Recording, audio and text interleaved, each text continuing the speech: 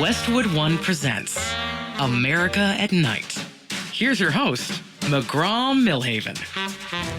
Welcome, everybody, and thanks for tuning in. As always, we're just putting the finishing touches on what we hope is an interesting couple of hours for you. Next hour, we're going to check in with the Free Press's historian, Jonathan Horn.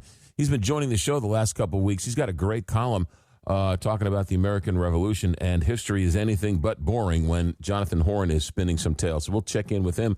Also, next hour, Matt Wolfe. We've got the Emmy nominations. We've got some summer blockbuster hits to talk about. And has anybody seen Little House on the Prairie on Netflix? Yeah, we'll talk about all of that with Matthew Wolfe, our entertainment guru. A little bit later on, we're going to talk to Ronan Farrow, the Pulitzer Prize-winning journalist, has a story that is quite interesting. But this first half, we're going to talk to the Free Press's Washington correspondent, Audrey Fahlberg. Audrey has written a column, a story, this week in the Free Press about immigration hawks are suing immigration hawk Donald Trump. They want the numbers, the deportation numbers, and the Trump administration is not very forthcoming. Audrey Fahlberg, Washington correspondent for the Free Press, thanks for joining America at Night. Thanks so much for having me. Great to be with you. This is a really interesting story because you would think that President Trump would be crowing from the top of every tree and every microphone about his immigration numbers. Who's suing and what's going on here? Well, thanks again for having me. You're right that it is an interesting story because, as we all know, immigration, along with the economy, those were the two issues that really drove Donald Trump's political comeback in 2024. At the beginning, when we looked at, ICE, Customs and Border Protection, the White House, they just were coming out with all these videos on social media with really kind of intense videos about arresting immigrants and really wanting those deportation numbers up as much as possible. And of course, immigration enforcement is much tougher than it was under Joe Biden. One of the Trump administration's biggest successes so far is essentially closing off the southern border. And voters really wanted that. They also wanted lots of deportations. But, oftentimes voters want that to happen, but they don't really want to see it in very flashy ways. And of course, that came to a head, in those Minneapolis, those two federal officer-involved shootings that happened and the government shutdowns that followed. And so what happened was the White House is trying to have kind of a clean up an aisle 8 situation where, okay, our voters, our base really, really wants deportations, but we need to make sure that ahead of the 2026 midterms, we're not losing suburban voters for whom that might be a divisive issue. And so immigration hawks are just kind of worried that deportation numbers aren't where they should be. And beyond that, they're frustrated that under the first Trump administration, there were constant monthly reports on the number of deportations. There was, they stuck to annual reports as well. And the second term Trump administration has not really been keeping up with that, which is kind of interesting. And so beyond that, there's this group called the Oversight Project, which is a pretty conservative-leaning nonprofit. And they submitted a bunch of FOIA requests requesting Freedom of Information Act requests, requesting, deportation statistics, because they think they're concerned that some of the deportation numbers are being kind of inflated or are conflicting with press releases and news reports. Okay, so dare I say there's been a dirty little secret that's been out there, and it rears its ugly head from time to time.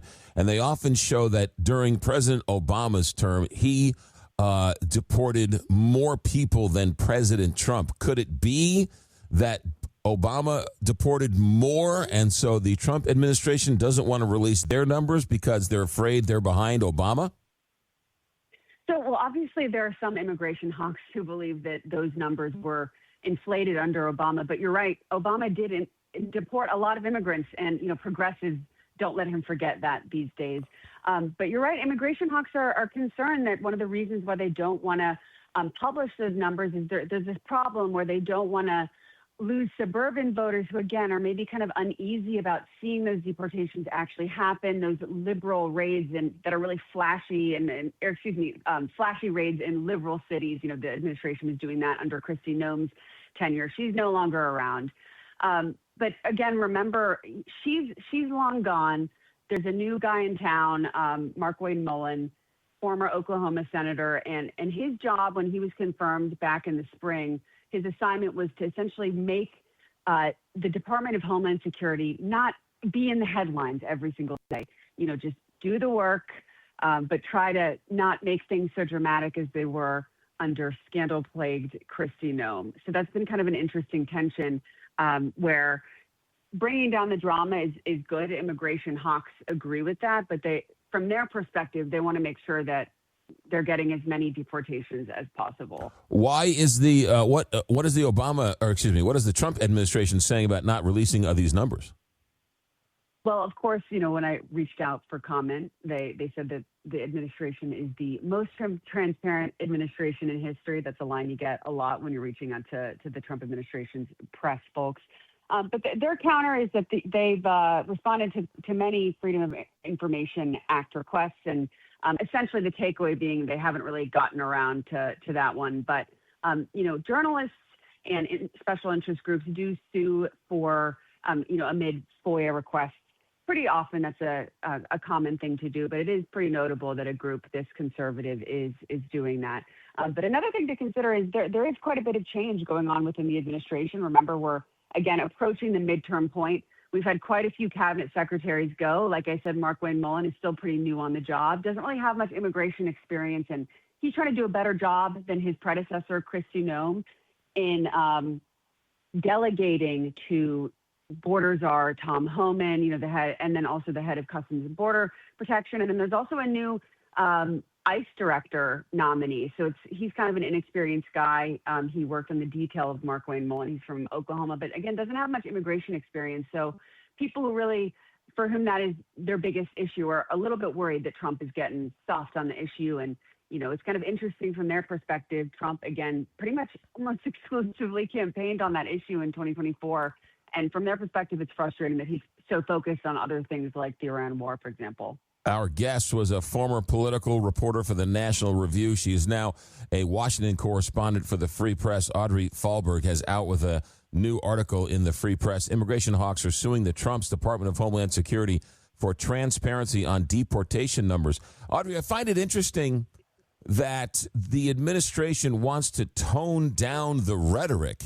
That seems and just the opposite of the Trump administration. He never wants to tone down the rhetoric. He always wants to be bombastic. If that's what got him elected, they should be singing this from the rooftop. The fact that there are some in the administration who want to tamp down on the immigration numbers or don't tout it as much seems the opposite of what the Trump administration got elected on. Right, and that's a major flashing red warning sign that the administration, Trump, his inner circle, his closest political advisors are really, really worried about his approval numbers, and they're extremely worried about what's going to happen in the 2026 midterms.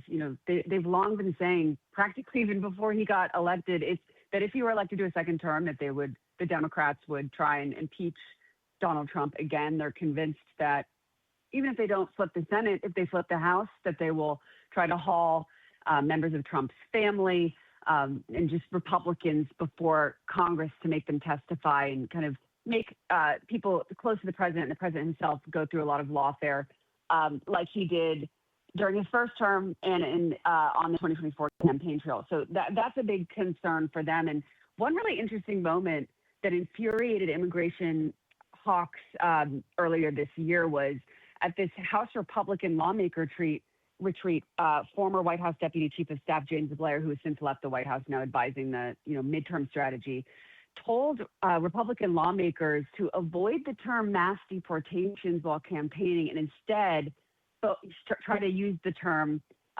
removing violent criminals, because the word deportation has become so politically charged. The administration has changed a little bit since then. We have seen Mark Wayne Mullen start leaning into that term, and Tom Homan, again, the borders are leaning into that term a little bit more. But watching that kind of shift and that kind of admission behind closed doors, again, is a worry, an acknowledgement behind the scenes that they kind of think that immigration could be an albatross this midterm cycle. Is the Trump administration paying people to self-deport? Yes, so that is it's called Project Homecoming, this program that pays, illegal immigrants a cash stipend and gives them a free flight home if they choose to voluntarily lead. And that has led to a lot of people have chosen to do that. Obviously it's a $2,600 stipend, which is, no small thing. That definitely adds up. But their argument is that it's cheaper than all the resources it takes to actually arrest people on the street. But one thing that a lot of immigration hawks really want to see is what's called, work-related worksite enforcement, so not just raids on work sites, but also what's called briefcase enforcement, they call it, as opposed to body armor enforcement. In other words, the IRS going after employees that have filed fake payroll information, the Social Security Administration informing employers that payroll information that they supplied didn't match their records. And so that's kind of a more efficient behind the scenes, again, less flashy way of doing immigration enforcement. And a lot of immigration hawks really want to see that increase a little bit more. And there are signs that is happening, and they're kind of hopeful that'll take up a little bit. I would think paying someone who broke the laws who come into the country to pay them $2,600 to leave is somewhat of an incentive to break into the country and then get $2,600 to leave. That's certainly one perspective, and I think again that's why a lot of these immigration hawks really want more work site enforcement, so that immigrants know if they come here illegally, the federal government will find you, and it's not just with a flashy raid again, but your employer is going to get in trouble, and so there aren't incentives for you to come here because you will be found quickly. So that again is a big hope. Audrey, what's the response been since you released the article? Well, I think the point is just a lot of immigration hawks really want to draw attention to this reality here. One of the interesting things is special interest groups are always want to focus on their issue. If you look at, the pro-life lobby, for example, they're pretty frustrated with how the administration has kind of litigated the abortion issue. They don't think that Trump is prioritizing that as much as he should have. On the 2024 campaign trail, he, of course, courted pro-life voters. But this is a little bit different because Trump was never seen as the most pro-life president ever. He was just somebody who kind of made his peace with it, wanted to delegate it to the states. But Trump is arguably like the most hawkish, in terms of his rhetoric at least, president on immigration. But again, he has waffled on some issues within immigration enforcement, like Dreamers, for example. He has oftentimes kind of gone back and forth talking about whether they need a path to citizenship. And so one of the worries with immigration hawks is that Trump and congressional Republicans worried about being, reelected will maybe push some sort of amnesty bill with Democrats. Because another thing to consider here is ICE has become so politically charged that so many Democrats think that immigration and customs enforcement shouldn't even exist, that the agency should be completely abolished. And so that's kind of an interesting development to watch, not just how Republicans are watching this, but over time, what will Democrats, if they flip both chambers, if they win the presidency in 2028, how are they going to run on immigration? Audrey, I'm curious. I got less than a minute, but he got that Supreme Court win to deport all those Haitians, and I haven't heard them deporting any Haitians. I was wondering if he's slow walking that as well. I can't say I followed that one super closely, but what I will say is immigration hawks, that's definitely a priority for them. And, speaking of Supreme Court, related rulings, they're also extremely frustrated by the birthright citizenship ruling. And so, their reaction is a lot of Americans' frustration with that is yet another driver to kind of drive up deportations at worksite enforcement. But thanks so much for having me. Appreciate it. Audrey Fahlberg, Washington correspondent for the Free Press. Check out her column, her article, Immigration Hawks Are Suing Trump's DHS for Transparency on Deportation Numbers. Audrey Fahlberg. Audrey, thanks. America at Night. Back in a moment. America at Night with McGraw Milhaven, where the nation comes to talk.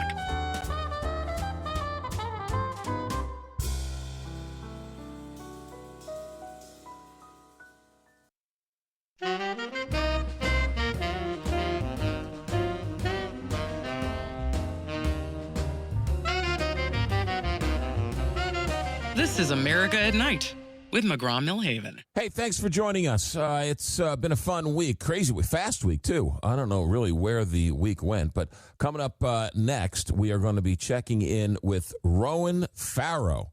Yes, famed journalist, Pulitzer Prize winner, Mia Farrow's son, has started something kind of interesting. It's a video blog, if you will, and a couple of days ago, I saw on his TikTok that he was talking about a story he was working on where hedge funds are buying up hospitals and nursing homes in record numbers, and their record is not very good.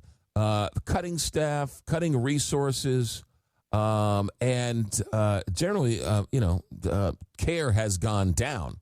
And I thought it was interesting. So we asked him to come on the show, and he agreed, and we're going to have a chance to talk with him coming up here in just a couple of minutes. And then next hour, one of my favorites, a good friend, Matthew Wolfe, has worked in the entertainment field forever. Lots going on in the world of entertainment. We had the Emmy nominations coming out. We got some blockbusters coming out. We got The Odyssey, which is getting a lot of play. So we're going to check in with Matt Wolfe on all of that. And then Jonathan Horn, one of our favorites, who is a historian with the Free Press. He's done so much fun to go back and revisit the Revolutionary War stuff with him. Last time we had him, we were talking about July 4th, 1776, and while they were signing the Declaration of Independence in Philadelphia, New York Harbor was filled with British warships, and it was an interesting dichotomy, right? You never knew what happened outside of Philadelphia. That was a great story. And then tonight, we're going to talk about what happened just days after the Declaration of Independence was signed, right? You think, oh, everybody just went online and read it. Well, that's not the case in 1776. It was signed, but it took a couple days to work its way through the system, if you will. And some interesting developments happened after July 4th, 1776. So Jonathan Horn's going to come on and talk a little history with us. That's been such a fun segment with us. We really enjoy him giving us his time to have some fun with that. And then, of course, open phone calls, text messages, voicemails. So that's the plan for the show. And we'll talk about all the other ancillary stuff, the crazy stuff, the Mitch McConnell stuff, the shooting in Houston with ICE officers getting a lot of attention. We can talk about all that in the open phones segment. Stay right there. Ronan Farrow, a Pulitzer Prize-winning journalist, is going to join us. Has an interesting story he wants to tell. That's straight ahead. America at Night. Back in a moment. Relax. You're listening to America at Night with McGraw Milhaven.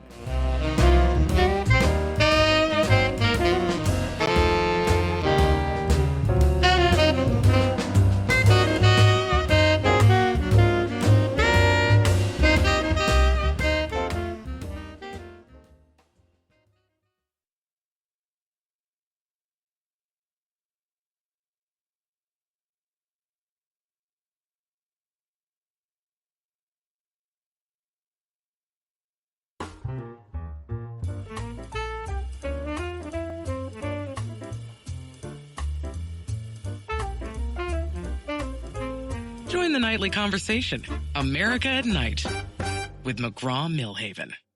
Ronan Farrow is a Pulitzer Prize-winning investigative journalist, best-selling author. He's a contributor for The New Yorker, and he's out with a new video series.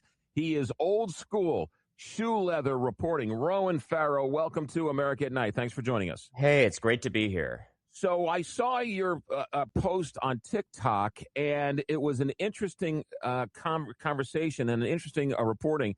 You're diving into hedge funds that are getting into the nursing home and the hospital business. What are you talking about here? So basically, for people who are just coming to this issue, private equity firms are, professional buyers of companies, and they raise a big pool of money from investors, pension funds, endowments, wealthy individuals, and then they use it to buy businesses. And the model is they hold them for like 3 to 7 years. They try to make them more profitable. They sell them up at a markup. And obviously, you've seen that markup sale across restaurants and retail chains and software companies. None of this is news. But increasingly, it's also happening in healthcare. So to give you a sense of the scale of this, there was a recent NYU Stern report that found that over the last decade, private equity has put more than $1 trillion into American healthcare, hospitals and physician practices and nursing homes. And if any of you out there have doctor friends or loved ones or are a doctor, You've probably run into this dynamic because you hear anecdotally immediately. This is how I came to this issue. I had a family member who was an emergency room doctor whose hospital chain had been acquired by private equity and had seen these cuts to staffing and the quality of care going down. And when I delved into the research, what I found is this is real, that there is a measurable harm that happens. There are more deaths that happen after you have a private equity firm come in, buy a healthcare facility, and sell it off. And we can get into the dynamics of how that works and why that is. Are we talking more nursing homes or hospitals? This is a trend line in both of those areas. Nursing homes are particularly attractive to private equity firms for a specific reason. The revenue is guaranteed. So about 75% of a typical nursing home's revenue comes from the government. It comes from Medicare and Medicaid payments. And those checks arrive whether the care is excellent or terrible, because the payment rates aren't at all tied to quality. And the patients, they're often elderly, they're often cognitively impaired. They don't have a lot of ability to shop around. Most people in nursing homes just go to the facility closest to their home. So from a private equity standpoint, this looks like a gold mine, right? You have a business with government guaranteed income and customers who can't move if they're unhappy.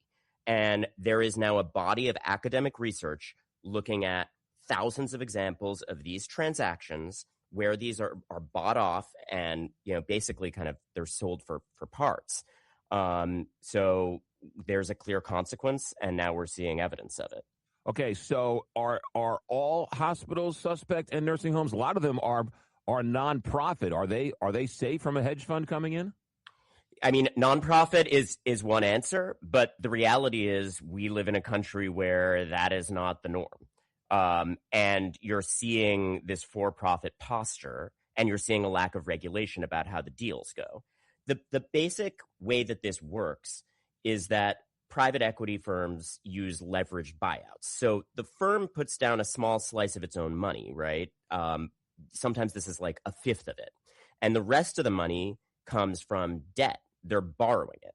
And here's basically the crux that underlies all of the effects that these studies document. The debt doesn't go on the private equity firm's books. They're borrowing, and then when they buy a nursing home or a hospital, the facility now acquires the debt and carries it. So this is the start of the effects you see in these studies. After a private equity buyout, interest payments rise by about 224%. This is a predictable thing. They're basically like being forced to pay someone else's credit card bills. And there's a cascade of effects from this. You see predictably lease payments jump, because one of the first things that these private equity firms do is they look for where's the most value in these businesses.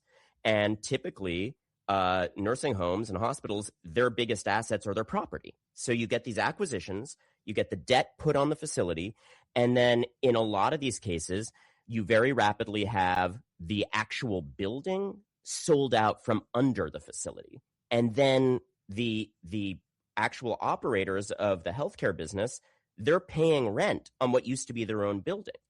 So you have lease payments jump, for instance, about 77% after these buyouts. So that's the first part of the picture, right? You have cost. And you're exactly right to point out, like, this is where the for-profit model has gone awry in these cases. Ronan Farrow, our guest, Pulitzer Prize-winning journalist, out with a new video series. We'll get to some of that and what he's doing. But his first one caught my eye about hedge funds buying up hospitals and nursing homes. Rowan, let's talk about the actual care. Once the hedge fund and the nursing home comes in, let's start with emergency rooms. Are you noticing that the care deteriorates in a nursing home after a hedge fund comes in? Yeah, so there's separate studies documenting exactly what happens after these kinds of leverage buyouts, both in nursing homes and then also in hospitals. Basically, in any nursing home, to start with that example, staff is the single biggest cost. It tends to be about half the budget of a nursing home. So when you need cash for these debt payments, right, these facilities now they're paying through the nose after these buyouts. Often the actual private equity firm has recouped pretty early on, right? They recoup from the property sales and so forth. And then the nursing home is left holding the bag. They're still paying the bills, sometimes on their own building, among other bills. That's when you have to start cutting. And the first thing to cut is that biggest cost, staff. So the research shows that the cuts tend to land disproportionately on frontline caregivers. That's the certified nursing assistants who do the vast majority of the hands-on care. They're the people who help, if you're in one of these facilities, if your loved one is in one of these facilities, they're helping you or that person move, eat, use the bathroom, keep things clean to prevent infection. And, it seems like small numbers. On average, the hours of those frontline workers fall about 3% after these buyouts. But it turns out that is devastating. That has huge consequences, a predictable number of losses of life. You asked about emergency departments. In hospitals, you see exactly this same pattern.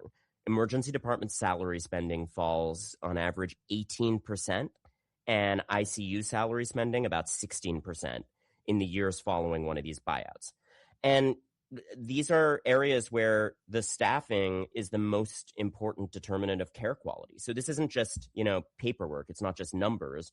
It is unsurprising that you see the big end result in these studies, which is on the nursing home side, 11% increase in mortality. You're talking this. There was one massive study. They looked at more than 1,600 facilities. We're not dealing with outliers here. They're very carefully controlled for anything that was out of the norm.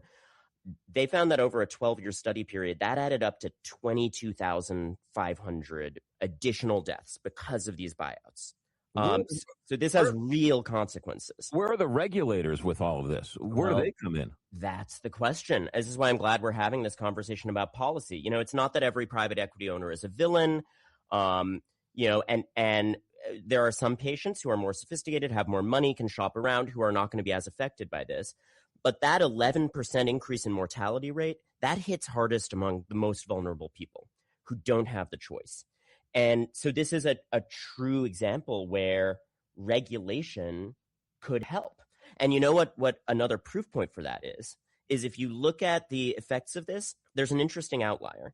That same study found that a tiny subset of the staffing, registered nurse hours, actually go up by 10%. It doesn't solve the problem, right? Because registered nurses are a very small percent of the staff hours. It doesn't offset those frontline costs. And overall, it doesn't eclipse the big picture, which is overall nursing costs are still falling and quality of care is falling. But that 10% hike is interesting because you know why that is? Registered nurse levels are what the government scrutinizes, and Medicare eligibility depends on them. So you're asking the right question, like, why isn't there regulation? Here's the thing that I can add to this conversation. The regulation works when you're actually having oversight and the payments are tied to quality of care and levels of staffing.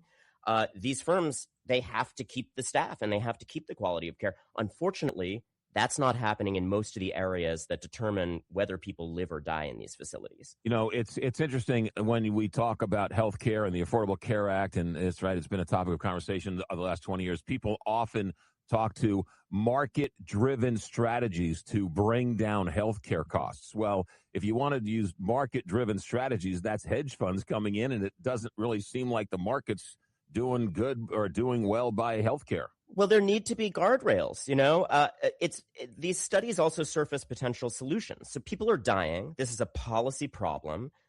This is a case where, the solution of just, hey, let the market fix it is just not working, right? We have the data. These deals are creating predictable harm. The studies surface ideas that are very simple, like just put some guardrails on how the deals look. Prevent these firms in the immediate aftermath of these acquisitions from selling the buildings out from under the hospitals and nursing homes, leaving these facilities paying rent forever.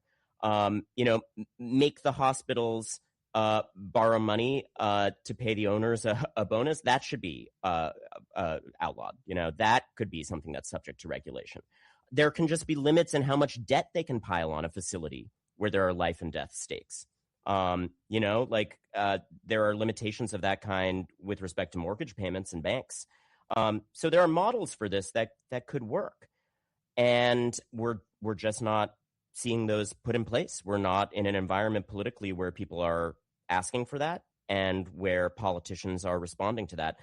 This is why I'm grateful that we're having this conversation. I hope people will hear this. We are all people who may ourselves wind up in these kinds of facilities or have people we care about in these kinds of facilities. There are simple regulatory frameworks that could save lives. Ronan Farrow with us for a couple more moments. When you talk to the hedge fund guys and ask them this question about it, what did they tell you? Well, the forthright people acknowledge this is a real problem. And of course, when you talk to individuals in this sector, they say, well, we try to do the deals carefully. And they point to the fact that there are cases where facilities are already distressed and this could be a lifeline. All of that is true. Theoretically, these kinds of deals could work. But the numbers don't lie. We're looking at swaths of thousands of nursing homes in that study. The hospital study also, very wide data set. So while, yes, there are outlier cases where this could be a good thing, frankly, if anyone in the private equity world who's engineering these deals is clear-eyed about it, they know that on the whole, this is costing lives from vulnerable people. And they know that even though it would be more costly to, for instance, adhere to minimum thresholds for staffing amounts, not do these kinds of vicious cuts, not sell the facilities out from under, the buildings out from under these healthcare facilities, the market incentives from their standpoint are what govern. If you're in the private equity business and you're acquiring these kinds of assets, you're beholden to metrics for how fast are you seeing a return on that investment? Yeah. So their incentives, it's not that they're monsters, but their incentives are fundamentally not to put in place more guardrails. And we're not going to see the solutions from them. There's going to have to be outside regulation. And you're saying there are thousands of hospitals and thousands of nursing homes that are purchased by these hedge funds. This is not a one-off. This is a massive, massive business opportunity for these hedge funds. Exactly. Like I said, the scope we're looking at over the last decade is private equity putting more than $1 trillion into American healthcare. So this is not an outlier. It's not an issue we talk about a lot, but it underpins a big swath of the healthcare system that affects a lot of people. Ronan Farrow, I found out about this on your TikTok. This is part of a new video series you're doing. Talk about that for a moment. Yeah, I think we were both talking about this. I think we're in a landscape now where people are hungry for facts. There's a lot of data out there. This is high quality data. It's not partisan. It comes from academic studies that are really rigorous in serious journals.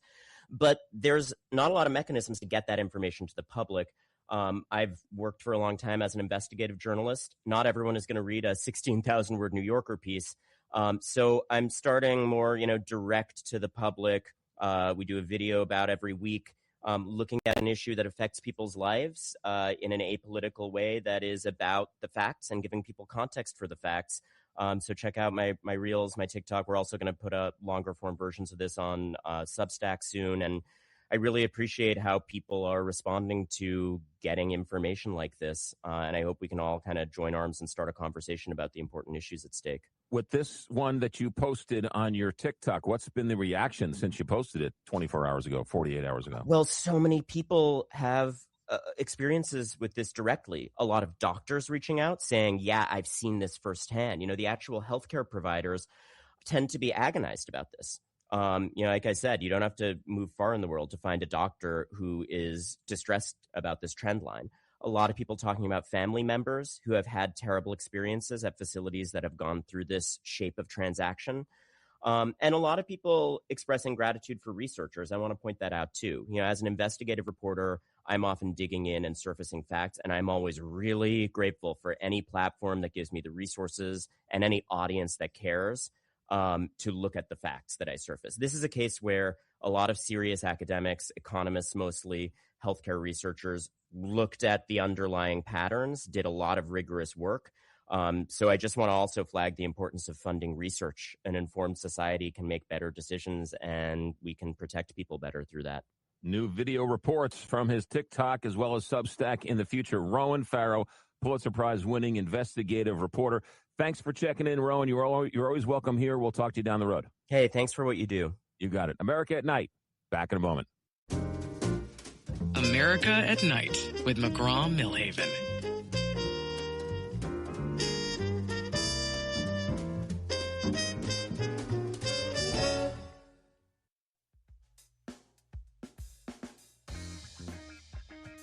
This is America at Night with McGraw Milhaven.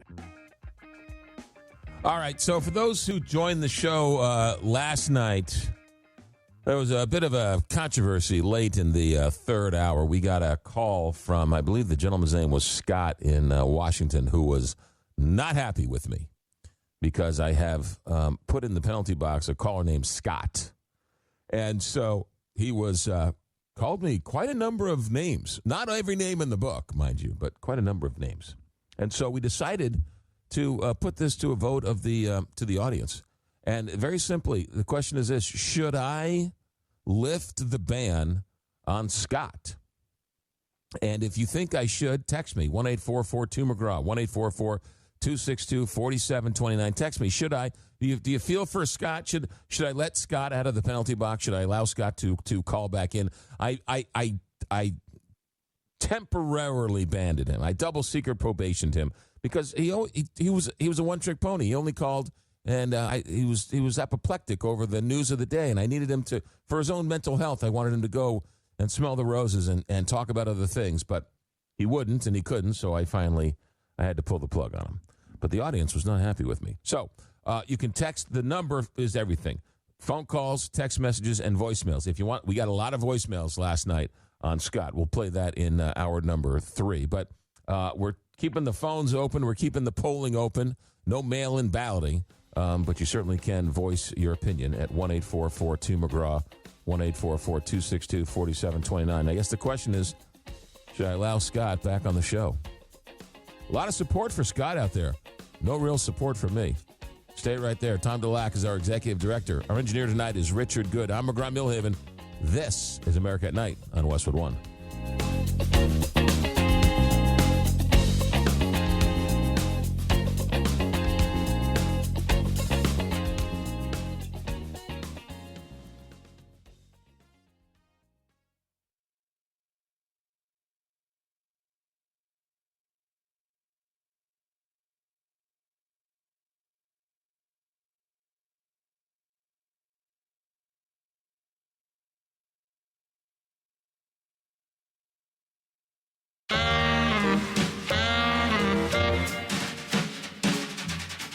Westwood One presents America at Night.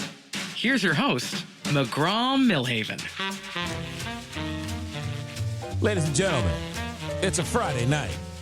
And with all the news going on, please make it stop. Can we talk about something else for a change? Well, that's exactly what we're going to do. Jonathan Horn, historian from the Free Press, is going to join us a little bit later on. But right now, though, one of the good ones, Matt Wolfe, is an entertainment guru, and he's joined us from time to time, and he has continued. He hasn't hated it, and I've treated him well enough that he's more than happy to come back at least one more time. Matt Wolfe, welcome back to America at Night, my friend. One of the good ones? Really? That's all you got? You're the only good one. How about that? You're the only good one. You're a fellow Jets sufferer. I mean, come on, man. There's a brotherhood here. It goes beyond just the good one. You know what I mean?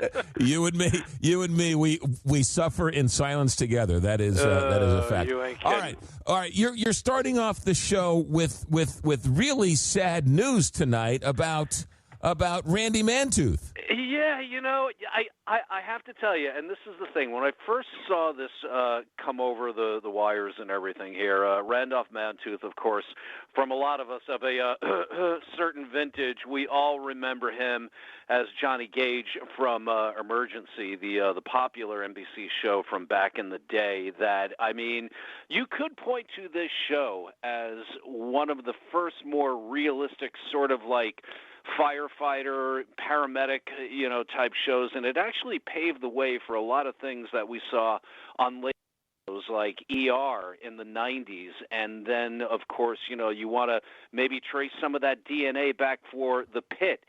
And it was just he was one of my heroes as a kid. I mean, I had the emergency lunchbox, I had the emergency fire hat. I mean, I was like, and I posted it on my social accounts today. I'm like, no one's going to remember this guy. McGraw, let me tell you, man, people have not stopped quoting emergency. Rampart, 10-4, starting with an IV of D5W. I mean, we learned all these things. We learned medical terminology at 6 years old watching Emergency. So very sad in the fact with Randolph Mantooth. What a name, right? Mantooth, right? That doesn't scream masculinity. Passed away at 80 years old. He had been ill for some time, according to a family statement. So, end of an era, so to speak. BP 112 over 80 with a lactate ringer, I believe. Yeah, is one of right, exactly. And Rampart. I was just like, I got to look up where Rampart is now that I'm a fully formed adult. My goodness, Bakerfield, what? Okay. Yeah, well, one of the good ones, Randy Mantooth. So we will dedicate today's show to Randy Mantooth. That's right. Who went on to had a nice career in soap operas for a while, too, didn't he? Yeah, he did. I believe he'd had some appearances on One Life to Live, a bunch of different things, but it's always going to be Emergency for this guy. And I'm reading some of the latest comments on my posts here. Women went gaga over this guy back in the day. This one woman is writing, my first crush. I'm like, okay, it's getting heated here. Time to move on. All right. So tell us about the Emmy nominations, because it's so insane to think that a website garners more Emmy nominations than a network television station, but that's exactly what's happening. Isn't it wild? I mean, I was just looking at some of the figures here and everything as far as streaming shows go versus traditional broadcast. And I mean, when you talk about a show like The Pit, which has been nominated now 25 times this year for its second season, it says a lot. And you look at the other shows that were a surprise, like out of nowhere, this Spider-Man noir series on Amazon, which basically, to sum it all up without getting too much in the weeds, it stars Nicolas Cage as an alternate version of Spider-Man from the 1930s. Think Humphrey Bogart with superpowers. I mean, have you seen this thing? I've never heard of it. The show is in black and white, dude, okay? It sinks right into that crime saga thing. You could also watch a version of it in color, too, but that got like 16 nominations. It came out of the gate. So you start looking at this, and I think Abbott Elementary got a couple, some of the more traditional ones, but, man, it is all about streaming. I mean, no question about it. 25 nominations for The Pit, and it is richly deserved. And the fascinating storyline here with this is that, Noah Wyle gets a Best Actor nomination, just like he did last year, too. Best Supporting Actress, though, this is what everyone is talking about. It is a horse race between 4 of the cast members that are on the show, including Taylor Dearden Cranston, who is Bryan Cranston's daughter. And also Sepideh Moafi. She is the first Iranian actress ever to be nominated in this category. I hope you're watching this show, man, and I'm not speaking into a void here. No, I have not. I have not watched The Pit. That's on what, HBO? Oh my God, dude! What are you doing?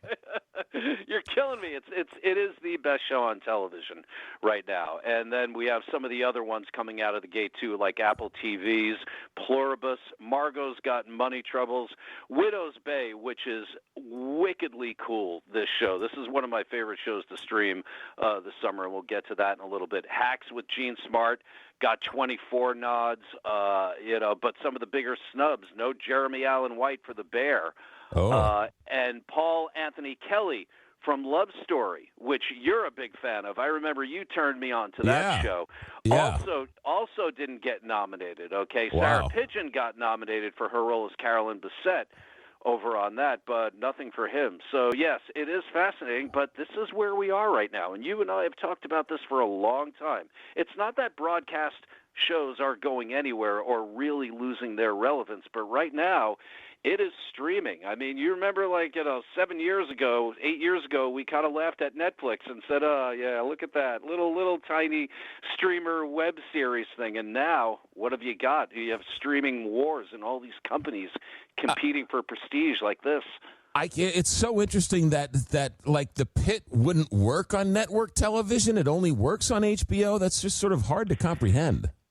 It is, because you know what? I'm going to argue that a little bit, because you remember when ER was on, also with Noah Wyle, a very young Noah Wyle. Right. My God, I can't even believe I'm saying these words right now. But I remember those first few seasons of ER. I mean, it was real. It was gory. It was like, how did this pass censorship even back then? But NBC took a lot of chances with must-see TV, and that certainly leaned into that moniker back then. So, again, you want to talk about DNA, not just with its star, Noah Wyle, but don't forget, I mean, this is John Wells here. This is a production that has all of that DNA, and it's certainly carrying it forward today. All right, good. That's good look at the Emmy nominations. Let's talk about summer box office. Speaking of streaming destroying network television, what does the summer box office look like, Matt Wolfe? This is pretty wild, my friend. There's a line in Goodfellas where Robert De Niro says, "It's going to be a good summer." You remember that scene after he hauled in all that cash? Right. The summer box office is akin to that. It's been a little bit of a tale of some peaks and valleys. For every success like Toy Story 5, which, by the way, is now at $800 million at the global box office and glowing up. It's going to cross $1 billion soon. All right. You also have some big misses like The Mandalorian and Grogu, only did about $177 million. Supergirl did awful, only $104 million worldwide. Masters of the Universe, that should have been a big hit, only did $113 million. But, McGraw, the bottom line is the summer box office this year is the biggest since before the pandemic. We haven't seen numbers like this in a long time. So far, collectively, globally, over $2 billion in box office receipts for the summer. And by the time summer 26 is all said and done, we could be looking at $4.2 billion by Labor Day weekend, $10 billion by the end of the year. That is astonishing. Again, we haven't seen these kind of numbers since before the pandemic. What's the big summer movie so far? Obsession? Well, Obsession is up there, but you have to look back a little bit, a couple of months. The Devil Wears Prada 2, that hauled in a lot. And then, of course, you have Toy Story 5, surprise hits like Young Washington just a couple of weeks ago. Obsession, we'll talk about that in a little bit, all contributing to this. And it's not over yet. Moana is out this weekend. The Odyssey comes next week. Spider-Man, brand new day in a couple of weeks. That's expected to gross over $400 million opening weekend alone. And we're not even talking about August yet. My goodness. So why did the Star Wars movie, The Mandalorian and Grogu, why did that fail? It didn't connect? What happened? I felt that when I saw it, and I'm a big fan of these things, but for me, I just felt like it was an overblown episode, which is fine, but that's something that I could have waited until it came on streaming. Yes, it felt big in scope. Don't get me wrong, but you and I, again, have talked about all of this over and over again now that streaming is here. You really want to go see something in the movie theaters if you're going to want to pay all that money for the tickets and IMAX and then the snacks and everything else. But something's working aside from The Mandalorian and Grogu because butts are going back in the seats.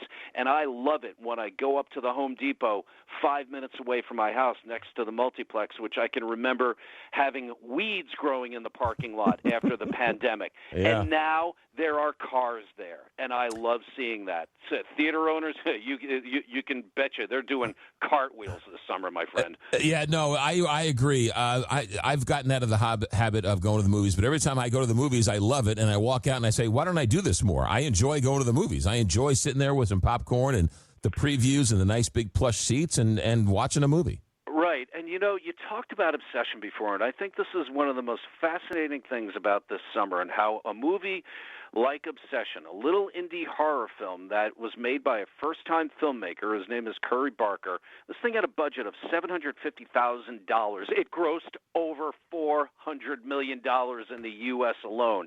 And it reminds me of a little movie. Go back in the time machine right now. You remember the Blair Witch Project? Was done on a shoestring budget, and it caught viral, even before viral was even a thing back then. And that made a ton of money. And we cannot forget Backrooms, okay? This thing started out as a YouTube series by Kane Parson. The kid is only 21 years old. A24 picks this thing up, makes it into a movie with some small names and big names like Chiwetel Ejiofor in it, okay? It's done phenomenal business, almost $400 million on a $10 million budget. This thing debuted back on May 29th. By the way, it debuts on digital starting this week. Yeah, that's a creeper. I'm kind of I'm afraid to watch it. It sounds really creepy. Yeah, Yeah, it is. It's creepy. And you want to talk about creepy? This is what, well, not really creepy, but this is what Hollywood is doing. They're perusing the sites, the creator sites like YouTube. And the next big YouTube series that's going to be turned into a movie, wait for it, it's called Siren Head. And I guarantee you haven't heard about this, have you? No, I have not heard about it. What is Siren Head? Well, you're going to hear about it. It's a massively popular series on YouTube. Warner Brothers just picked up the rights to this thing. It's about, wait for it, a 40-foot-tall, super creepy monster type thing that has 2 sirens for a head, and it camouflages itself among power lines in rural areas to bring in unsuspecting victims. You laugh, it's wild, but I started watching it, and I started getting hooked into this thing. So this is what these studios are looking for, and Gen Z is leading the charge on that. So you can have these huge franchise movies like Spider-Man coming out, making $1 billion, but a studio will be just as happy to spend about $10 million on a small, tiny movie and then watch it blow up to $600 million and call it a day and put it on streaming in a few months. That's the strategy now. Siren Head. All right, we'll look for that. Siren Head. Wait for it. I'm making the call right now. July 10th of 2026. It's going to be big. Ladies and gentlemen, he is the one and only Matt Wolfe, entertainment guru. Matt, thank you very much for coming in on a Friday night. Always good stuff. Stay safe, be good, and we'll talk to you down the road, my friend. We'll talk to you next time, brother. Take care. There you go. Matt Wolfe, one of the good ones. Man, does that guy bring the energy or what? Really good. Siren Head. Who knew? And that obsession is supposed to be a real creeper. He didn't talk about Little House on the Prairie, the reboot on Netflix, which my little one and I tried to turn it off tonight. And Daddy, what are you doing? Daddy, turn on Little House on the Prairie. So much so I went and I bought the series of books from Laura Ingalls Wilder. I thought she'd really get a kick out of me reading those to her when she goes to bed. So if you want something a little less creepy, a reboot of Little House on the Prairie on Netflix. All right, we got to take a quick break. America at Night, back in a moment. America at Night with McGraw Milhaven.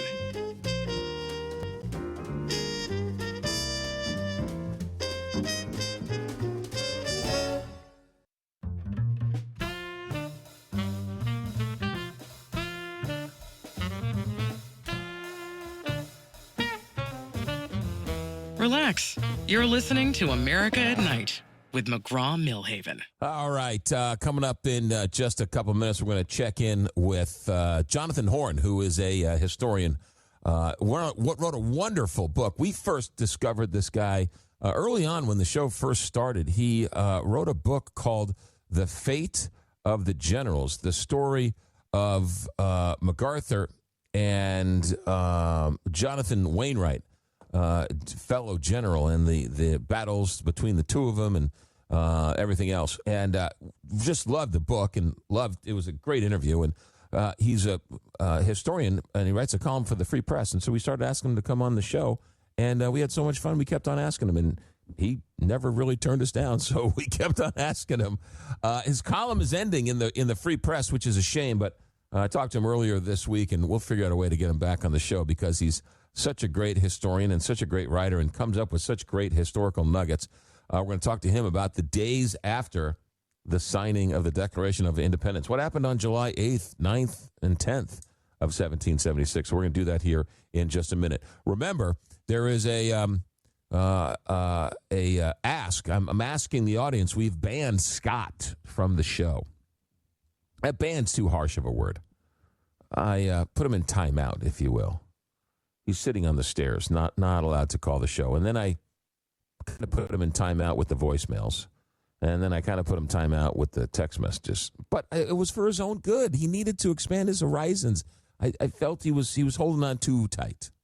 And so we got a call last night, and they want Scott back, his fan club back. So I said I made the offer that if enough people want him back, I will lift the embargo. And I'll lift the sanctions on him, and we will allow Scott back on the show. So far, he's got a little bit of support, but I would say he needs to shore up his support here in the next day or two. I guess by Monday, I'll make my decision. But people were very critical of me, very upset with me that I was infringing on his free speech rights. I can't infringe on his free speech rights. He doesn't get his free speech rights from me. But nonetheless, I was criticized for it. Stay right there. By the way, that phone number for the voicemails and the text messages, 1-844-2-McGraw, 1-844-262-4729. America at Night, back in a moment. This is America at Night with McGraw Milhaven.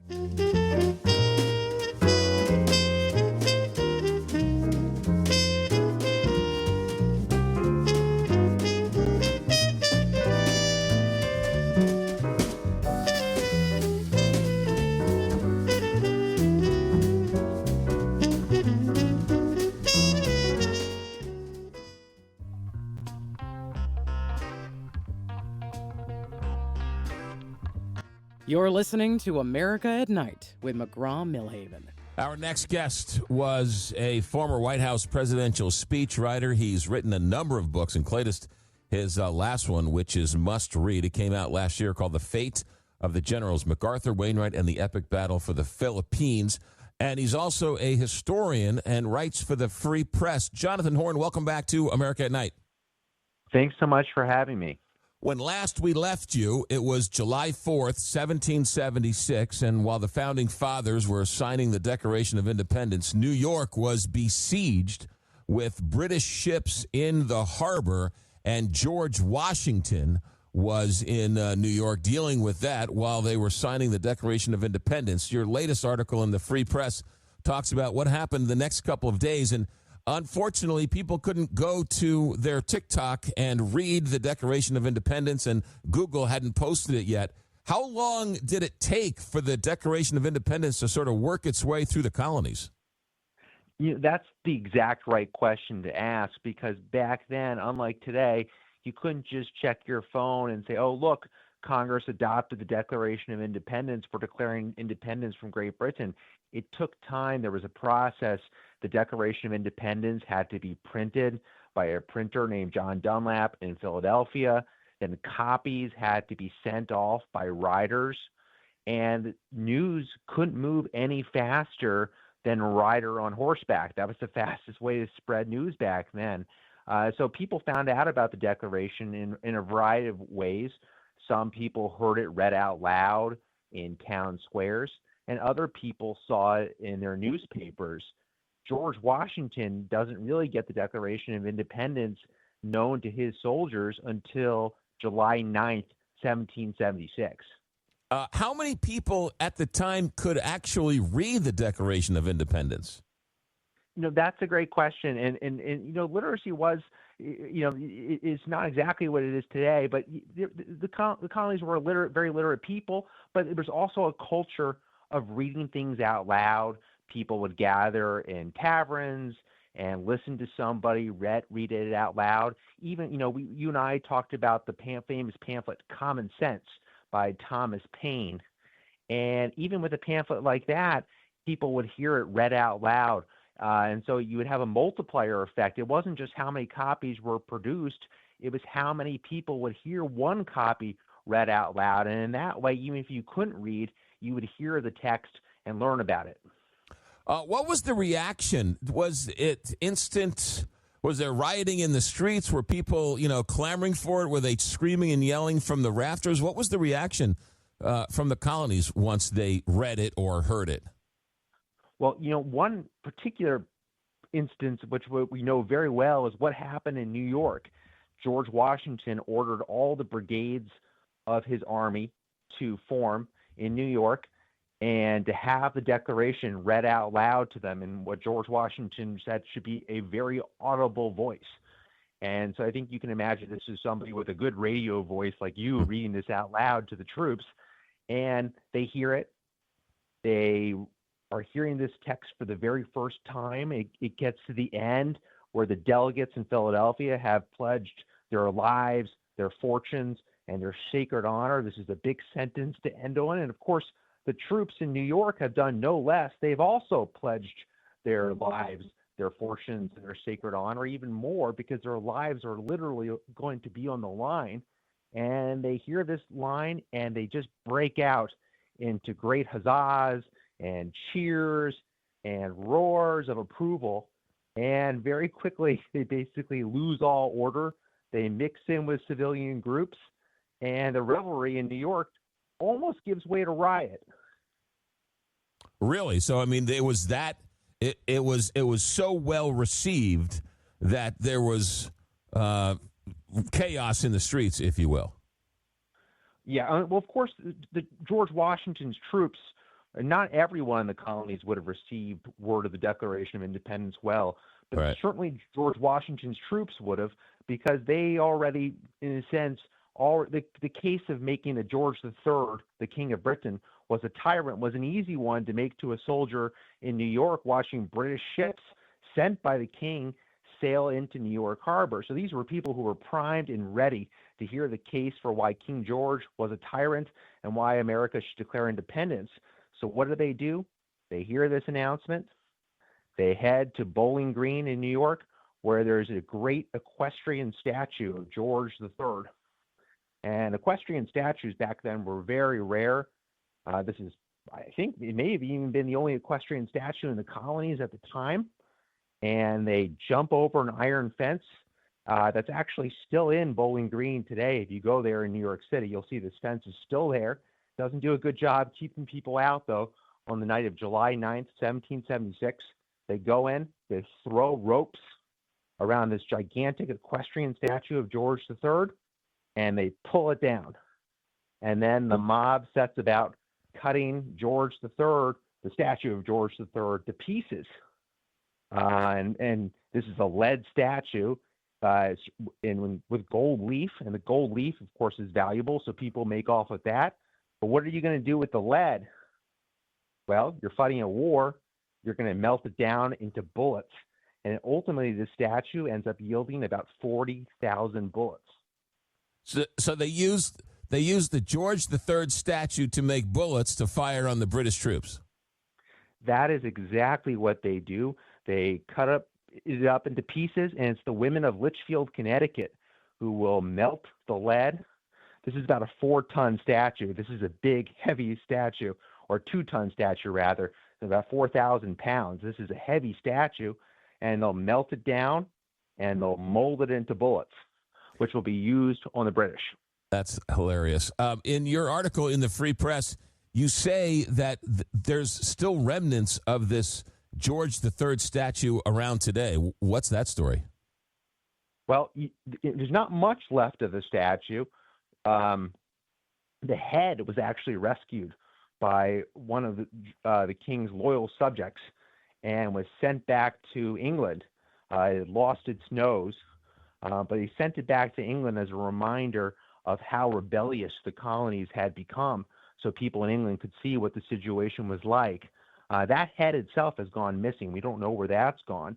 But the New York Historical Society somehow has come up with the tail to the horse of George III. So if you visit the New York Historical Society, you can see the tail of this famous statue. But there is an important epilogue to this story, which is you would think everyone was on board with this perhaps, but one person who most decidedly was not pleased with these events was George Washington. And the very next day, he issues orders condemning the vandals for tearing down the statue, not because he loved George III, but because he condemned riot and the appearance of lawlessness, and he didn't want his troops to act this way, and it's not his vision for the American Revolution. That's really interesting. You also note that he was very much against the Tea Party in Boston. Yeah, that too. Again, not the principle of taxation without representation. He agreed with that completely. What he doesn't agree with is the destruction of private property. So in some sense, you can already see this distinction that leads a man like George Washington to, for example, be very uncomfortable with the events that will play out in France in the 1790s when the French Revolution becomes filled with beheadings and bloodletting. That's not something George Washington ever wants the American Revolution to become. And of course, that's not what the American Revolution became, very thankfully, but he wants to put a stop to it right away, which is why he issues those orders saying, we're not going to tear down statues this way. If a statue is going to be pulled down, it should be done by lawful civilian authority. Really interesting because, in a sense, he was sort of leading an uprising or a riot, if you will, right? The history is written by the winners. So if he would have lost, it would have been written as an uprising, a riot, if you will, of sort of ne'er-do-wells who tried to overthrow the government, a lawless band of patriots. But it turns out they won and, started off us on our journey. That's absolutely right, and that's definitely the way the British would have seen it. Washington, though, saw the Continental Congress moving through a process of declaring independence and working through proper channels that were being set up, and he thought it was important to constantly be putting new systems in place to, in other words, basically avoid the fate of France during the French Revolution. Jonathan Horn, the last time you were here, you were talking about the July 4th, 1776, and the day they signed the Declaration of Independence. And you alluded to the fact that one of the reasons why they wanted it written and signed was to sort of galvanize the colonists as to a reason why, right? You needed a set of reasons. You needed to explain yourself. And it seems like, from what you were saying about when it was read and it riled up the troops to sort of tear down the statue, that the Declaration of Independence did exactly what it was intended to do. That's well said, and I think that's an important point, is why declare independence? Well, declaring independence helped with a number of things. It does help secure foreign support for the American Revolution. Why would a foreign power risk sending troops or arms to help these upstart colonies unless they're willing to declare independence? If they're just going to settle their differences with Great Britain, why help them? So independence was an important measure, but that doesn't explain the text of the Declaration of Independence. Why go through all this trouble to make this text? And I think the answer is that really was for a domestic audience, to win over, to give people a boost who were either on the fence about this, or people who were already committed to the cause but wanted something, a little bit of extra to go into this and to convince them that this was a good cause worth risking your life for. How did the Declaration of Independence go over for the loyalists to the crown?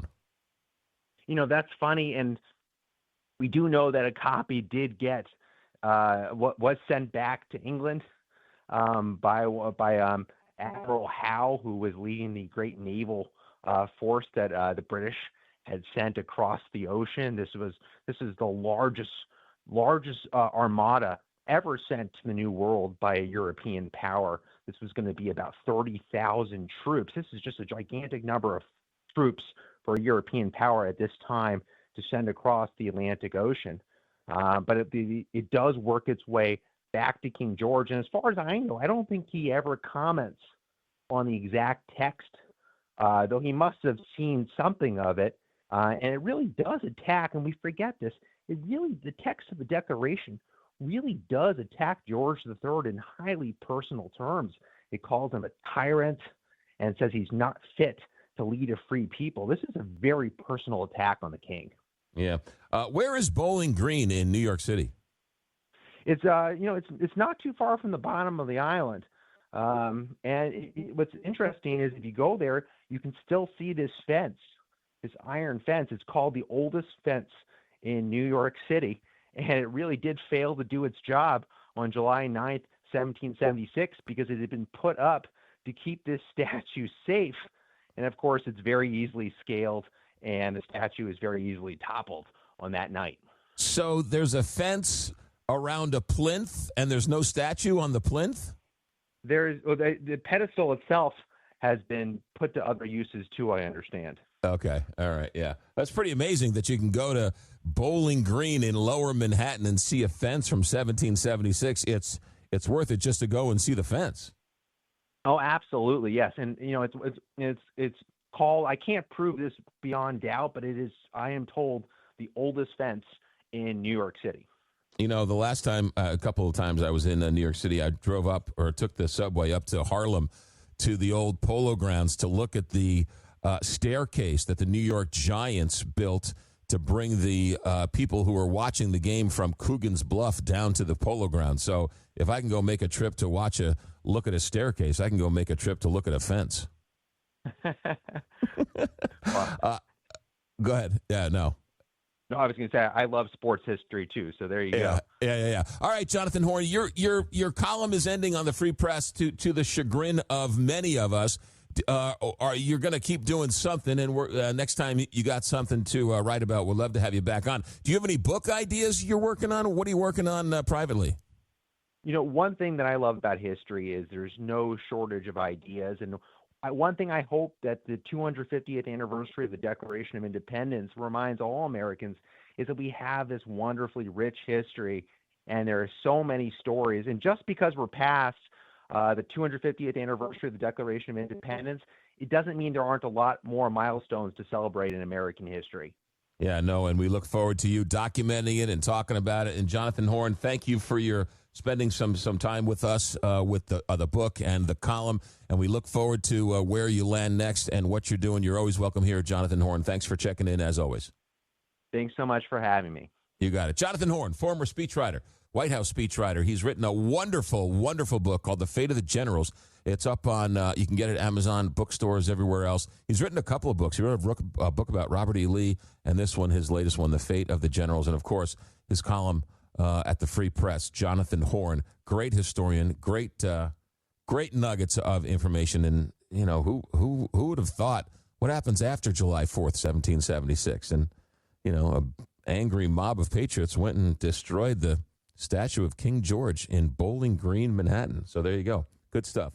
America at Night. Back in a moment. Live from coast to coast, this is America at Night with McGraw Milhaven.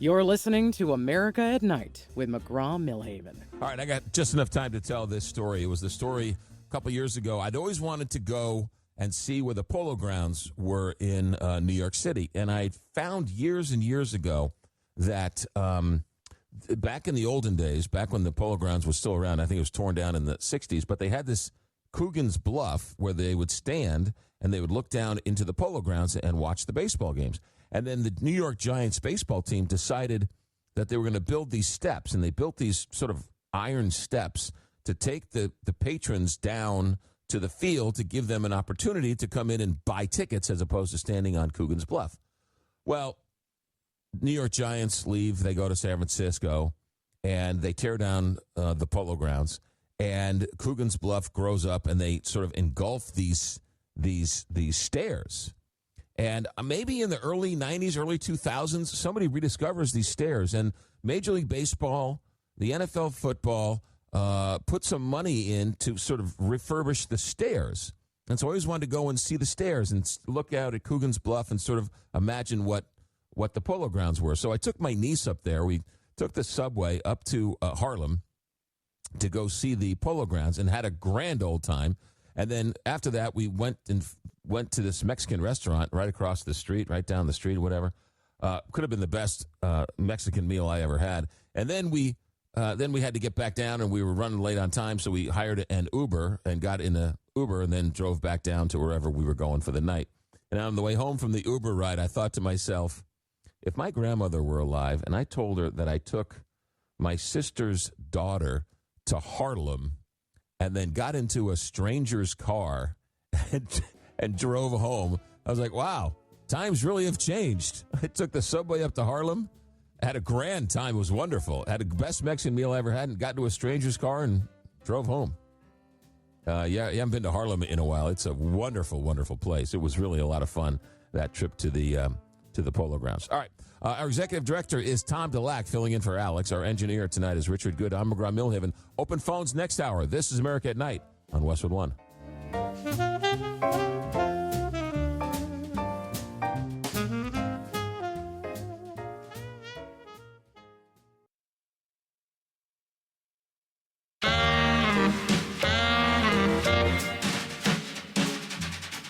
Westwood One presents America at Night.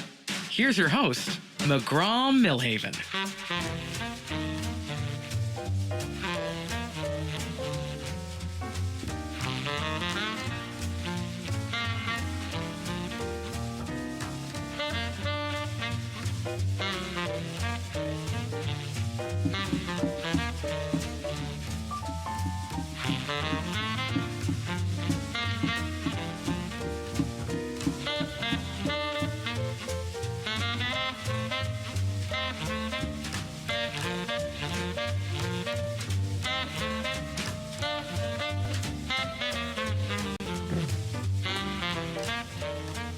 Well, it's official. Graham Plattner has officially pulled out of the Senate race. There was, after he said he was going to pull out and take his name off the ballot, you officially apparently have to take your name off the ballot. You can't just say you're going to take the name off the ballot. You actually have to take your name off the ballot. And there was some speculation that Democrats were like, oh, great, now he's said he is, but he's not going to do it. So he officially has withdrawn, and they're going to, I guess, hold some type of convention to figure out who they want the Democrats to go on the ballot. So I think if you were to ask Susan Collins and her staff, they're probably the ones who are least happy about this, right? They're the ones, if you probably would have asked them privately, they would have liked to have run against Graham Plattner and put the Democrats in a position where either vote against the guy or hold your nose and vote for the guy who's got all these allegations. And so they are, by doing this, they are saving the Democrats from having to make a Faustian choice, if you will. All right, phone numbers are as follows. 1-844-2-McGraw, 1-844-262-4729. It's Friday night.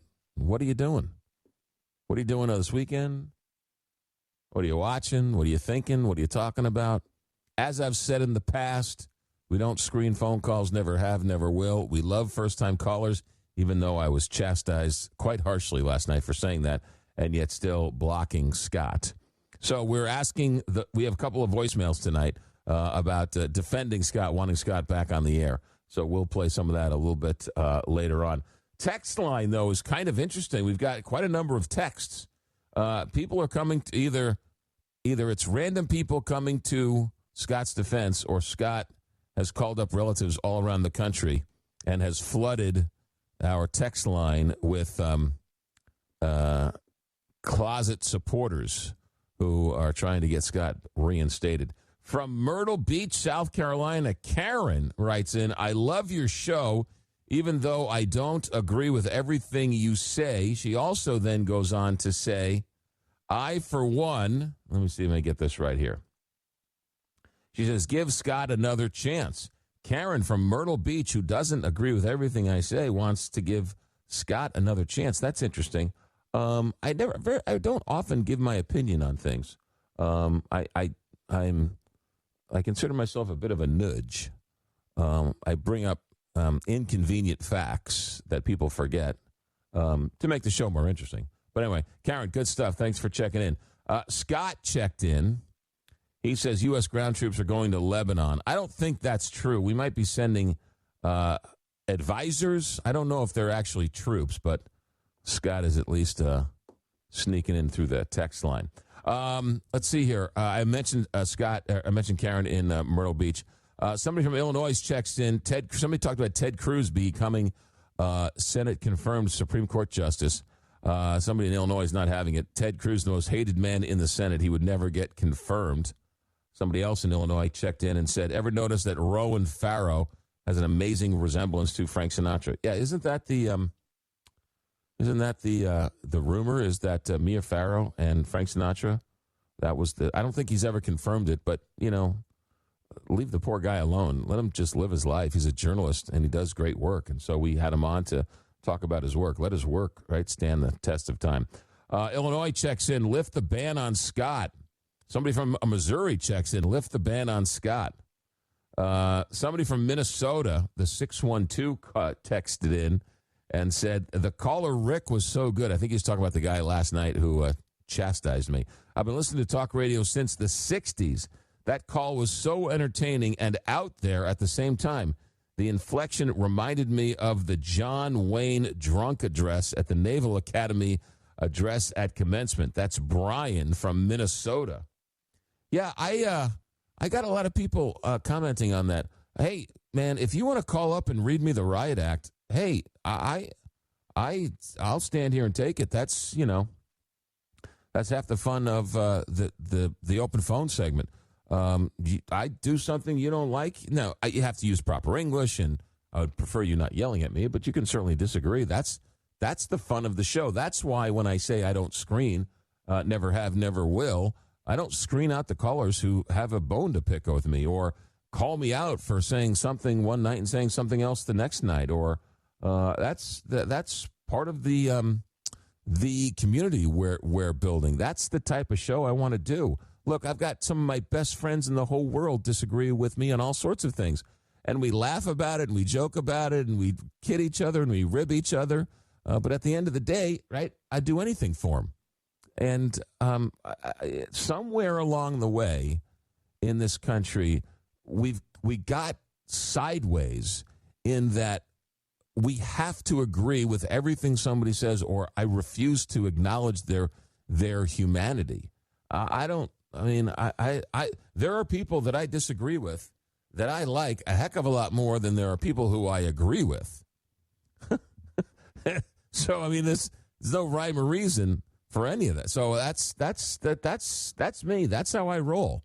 And so do you think I think one way? Great. I don't care. It's not.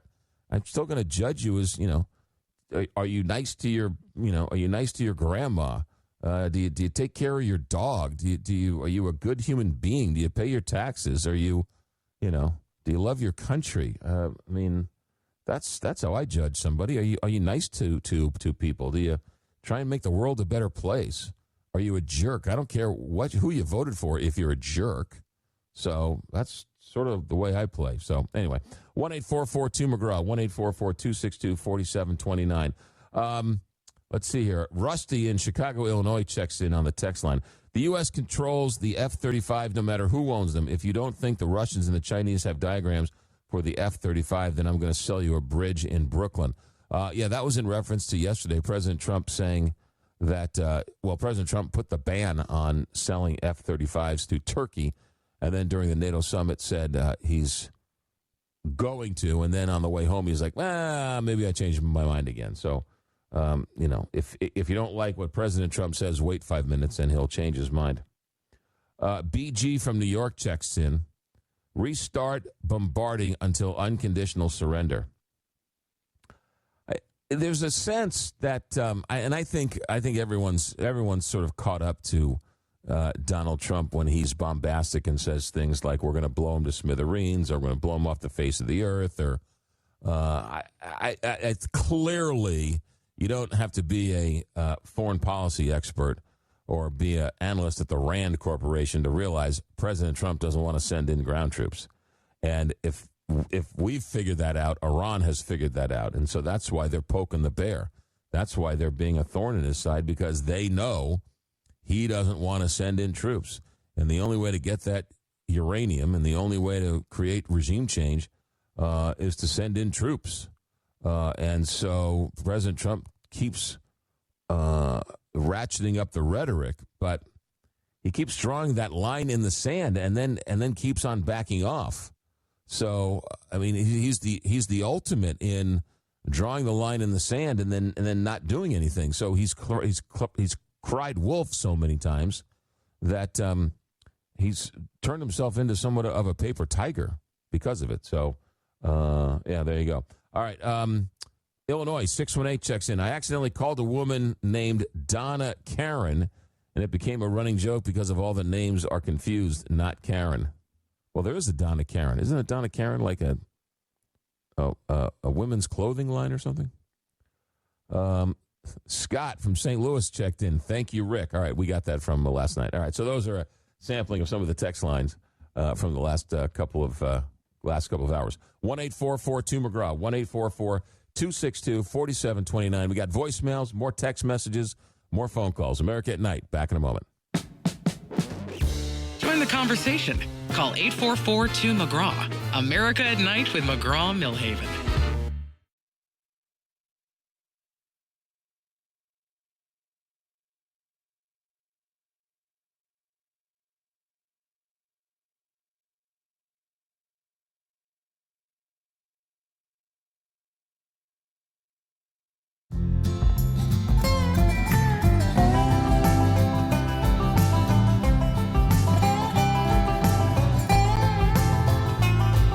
Welcome back to America at Night. Call now, 844-262-4729. That's 844-2-McGraw. Tell me what you're doing on this Friday night. Check in from anywhere in the country. It's America at Night for a reason. From coast to coast, we are broadcasting live on a Friday night. 1-844-2-McGraw, 1-844-262-4729. If you are not listening to us live, we're broadcasting this from 11 to midnight on Friday night. If you are listening to this recorded, give us a call and leave a voicemail, and then we'll play that back on Monday night. There's a story in the New York Times. I've talked to a couple of young kids the last couple of weeks, and I didn't know this was happening, but apparently it is. And then there's a story in the New York Times today that talks about it, and that is that there are companies that are hiring young professionals to teach artificial intelligence their job. Presumably, once they've taught artificial intelligence their job, they can then fire the human, and then artificial intelligence apparently will never forget the training that it was given. And so these people are being hired to put themselves out of work, in a sense, which is weird. And I've talked to a number of young adults who have, again, some have decided, well, I need a job, and it's paying really well, and so I'll go and do it. Others have said, I'm morally opposed to teaching a computer how to take my job. And so some are standing firm, others are not. But again, I don't understand artificial intelligence. I wish somebody could explain it to me. I've tried to find somebody to. Oftentimes, these techies talk in such riddles that it doesn't. I'm not smart enough for them to explain it to me. And anytime somebody starts talking in riddles and starts telling you how stupid you are, or I can't believe you don't understand this, or let me explain to you how this is going to work. In my 59 years of living on this earth, when they start explaining it to you like that, there are sort of red flags that go up. I go back to this often because I just got into broadcasting, and the morning that AOL and Time Warner announced their mega merger, and this was going to be revolutionary. This was going to change media forever. And don't you people realize that this is the convergence of regular traditional media and internet, and AOL Time Warner is going to be the biggest thing in the world. And everyone at the time, not everyone at the time, but there were people who started to have AOL accounts, right, where you would pay money to have an AOL account, and then you would pay money, believe it or not, at the time, to get on the internet. And Time Warner had The Sopranos, and to be able to watch The Sopranos online is oh my goodness, this is going to revolutionize. And so I remember being like really, really young and really stupid and asking questions like, I don't get it. Why would I pay? I'm like, I can get on the. I'm like, can I get on the internet without AOL? Yeah. Well, then why do I want to pay AOL to get on the internet when I can get on the internet for free? Well, they have other things like what? Like email. Oh, like news and information. I'm like, well, can't I just get the news for free online? Why do I have to go to AOL? So, yeah, well, clearly you don't understand, right? And so these billionaires, these high finance guys, were trying to explain to us, and they spent billions. And I mean, it's the biggest leverage buyout in the world. You know, AOL, Time Warner, and all of a sudden, Then 6 months, a year, whatever, turned out it crashed and burned. I'm sorry. I kind of feel the same way about artificial intelligence. I don't understand how these artificial intelligence companies are going to make money. How much are you going to spend for artificial intelligence? Now, a subscription for $20 a month so you can manipulate cat videos or make a meme? All right, that's a couple bucks. But companies, every company in the world, I mean, what are you going to spend? These data companies, these AI companies are spending hundreds of billions of dollars, and they're losing money in record amounts. They're not profitable in any way, shape, or form. Amazon wasn't profitable for years and years and years, but it was plowing the money back into Amazon. Right? So there was a reason why they were making a lot of money. They just weren't profitable, and they were plowing all that money back in. So okay, a growing company doesn't make money because it's plowing the profits back in. Okay, that makes sense to me. But these data companies and these AI companies, I don't see where the money's going to come from. I don't get it. And at some point, somebody's going to stand up and say the emperor doesn't have any clothes on. Someone's going to stand up and say, some money guy somewhere is going to stand up and be like, am I ever going to get my money back out of this? Because I'm putting a lot of money into this, and I don't really see this. Because at one point, what didn't OpenAI, weren't they going to start selling advertising as a way to make money? So they're looking for ways to make money, and one of them was they were going to sell advertising. How does that work? So I'm not the smartest person in the room. I don't run a hedge fund. I don't get it. I'm just an average schmo. I just don't get how AI is going to make an return on its investment. Maybe somebody's going to take this infrastructure and years later figure it out, right? The internet, I don't know if the internet made money, but you can make money off of the internet. So I don't get it. But now they're hiring people to put people out of work. I don't get that either. All right, stay right there. We got lots more to get to. I'll get to the phone calls. I'll get to the text messages. 1-844-2-McGraw, 1-844-262-4729. Love first-time phone callers. Line up. Tell me what you're doing on a Friday night. Back in a moment. This is America at Night with McGraw Milhaven.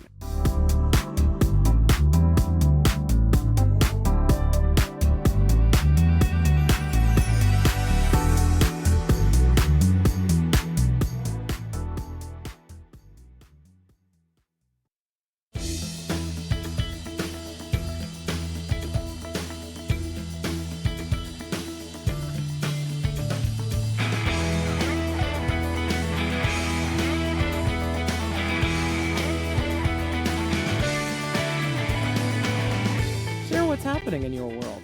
Call 844-2-McGraw and be a part of America at Night with McGraw Milhaven. All right, let's go to those phones we've been bragging about so much. Gil in San Antonio, welcome to America at Night. Yes, good evening. First of all, I want to congratulate you. You made a prediction that the Haitians were not going to immediately lose their temporary protective status, and they've gotten an extension. So you call that one correctly. As it's so interesting, right? Donald Trump plays the bad guy. He's bombastic.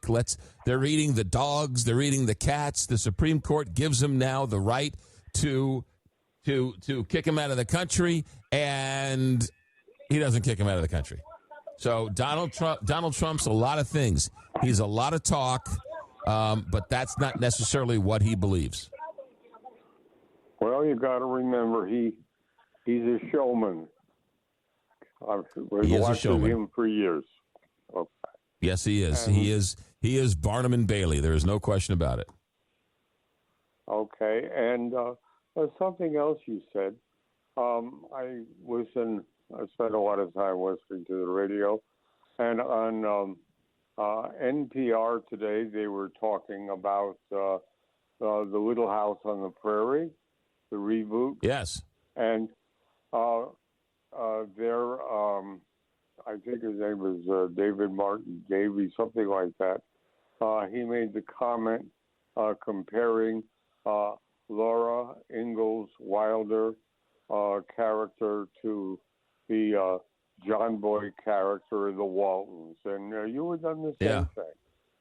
So yeah. So in other words, they're stealing my act over there on NPR. Well, I guess so. Maybe they listen.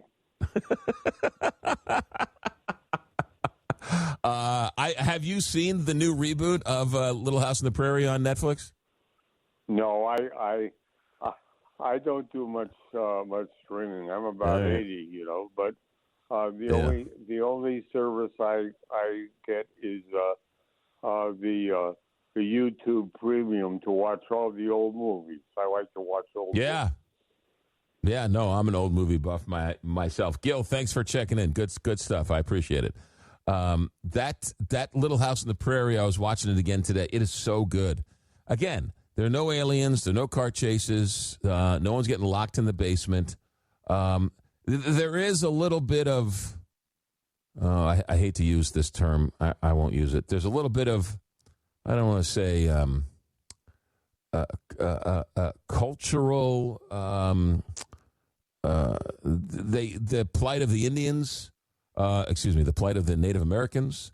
Apparently, the black doctor is culturally accurate. Laura Ingalls Wilder, in writing her books, wrote about the first black man she ever saw was a doctor, and so they have that character in the show. But I don't know. I mean, again, it's fictionalized. It's been Hollywoodized. It's 200 years later, so it's a whole different world. 150 years later, whatever it is. But it's just a good family story about the frontier. It's just I don't think it's trying to make any societal statement or anything other than it's just interesting, and to watch it with my daughter who loves it because they're riding horses and there's animals and it's the olden days and it's the building of a town, and it's just enjoyable. It's just really, I enjoyed it anyway. All right, thanks, Gil. All right, let's go to the voicemails here. We've got Doug in Wisconsin. Doug, welcome to America at Night. I say lift the ban on Scott. Everybody deserves a second chance, and I think your bite is a little worse than your bark. So yeah, give him another chance. It's easy to get obsessed about stuff these days, and I got a cousin named Scotty, so I do like Scotty. So lift the ban. Thank you. Bye. All right, another one for lifting the ban on Scott. I tell you what, Scott's got a fan club out there. William in Texas, what do you got? Last night when Rick called, full of passion and a vitriolic rant against you personally, I felt sad, then concerned for Rick's health and well-being. I thought, has Scott's situation really come to this? For me, it suddenly became a heightened concern for your listening audience's mindset. You're a person of good character and empathy. I feel it is not so much about Scott as it is about everyone's response to the misperception that you are personally responsible for taking away Scott's right to free speech. When in fact, as a radio talk show host, it's simply about the situation between you and Scott, not a conflict with anyone else. What you do to Scott is ultimately up to you to do as you see fit, along with following FCC rules and regulations if need be. William in Texas. Strong. Very strong. Joe in Salem, Arkansas. What do you got, Joe? Say, McGraw, you said you wanted to know about Scott. Should you lift the ban or not? Well, I think, it will be a good time to do it and see if he talks about something other than the same thing over and over again. I can understand that. However, lift it for my part and see how he does. Now, the caller Rick there, he was very harsh on you He could have tempered it down a little bit. You know, he's wrong about you being biased for Trump, and Scott said too much against Trump. Now, if that was the case, I would be banned by now. And because I've had a lot of constructive criticism for Trump. And I don't pander the host or anybody else. I say what I think based on my opinions, based on facts. And so you've been, in my opinion, you handled the call really well. There you go, Joe in Salem. I like Joe in Salem. He's old school. Joe tells you what he thinks for himself, tells you what he thinks, and he's old school. I like that about Joe. I like Joe. Joe's all right. I like to go have a soda with Joe. I like to pick Joe's brain from time to time. Joe's old school. I like old school. I'm teaching the little one old school. A couple times she said, Daddy, is that old school? Yeah, that's old school. Catherine in Vancouver, thanks for holding on. Welcome to America at Night. I got a log jam in my brain because I have two topics, and you talked about one of them, and Gil brought up another point. So I'll get to the first topic. AI. There is a whole avenue the government has not thought about. If you replace, say, Mr. Guy at McDonald's, he's paying taxes on his wages, right? What's going to happen when he loses his job to AI? Is AI going to pay his taxes? No. So the government's going to lose all these tax dollars of all these employees, right? Yes. That's a big point, right? Yes. Yes, it is.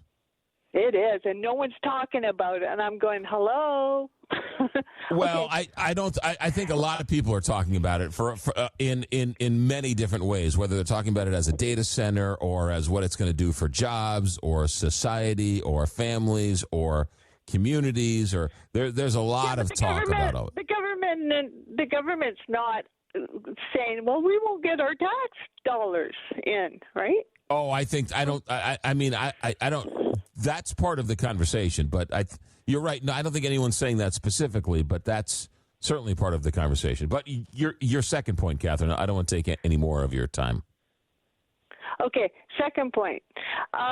Bill on the road. Yes. I have this theater in the mind going, right? Mm-hmm.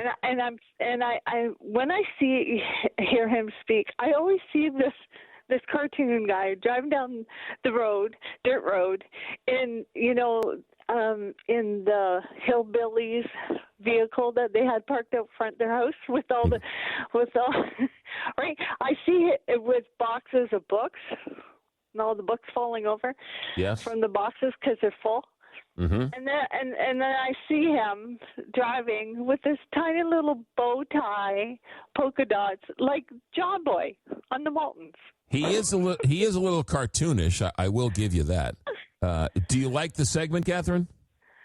I do, and I love it, and I would really love to see him make a card with that. Like the old-fashioned posters that they wanted, in the saloon days. They make it like that lettering wanted, but for his name and everything, it would look real cool. All right. Catherine in Vancouver. Thanks for checking in, Catherine in Vancouver. Scott has been texting like a fiend tonight. His newfound freedom. He feels like he's ready to have his own radio show. He texts in, maybe I can monetize my fame. Oh, boy, all this is going straight to his head. What are we going to do with this guy? 1-844-2-McGraw, 1-844-262-4729. Let's go back to the voicemails here. I believe we have John Doe from Pittsburgh. John Doe, what do you got?